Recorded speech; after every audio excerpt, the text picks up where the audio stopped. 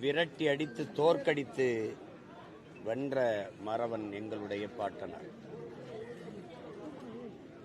பீரங்கி குண்டுகள் தொலைக்க முடியாத கோட்டையை மண் சுவற்றிலே கட்டி எழுப்பியிருந்த மகத்தான ஒரு மகன். இன்றைக்கு தமிழ் இளம் தலைமுறையினர் மான உணர்வும் இன உணர்வும் கொண்டு வீரத்தோடு வெகுண்டு எழுகிறார்கள் என்றால் அது எங்கள் பாட்டனார் நடந்து சென்ற அந்த வழித்தடம்தான்.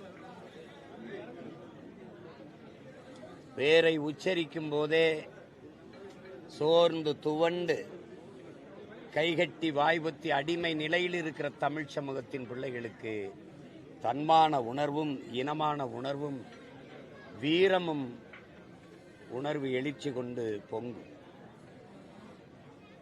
அப்படிப்பட்ட வீர மறவனினுடைய வரலாறு இந்த நிலத்தில் மறைக்கப்பட்டிருக்கிறது. அவன் பேர பிள்ளைகள் மரியாதை செய்ய வேண்டுமென்றாலும்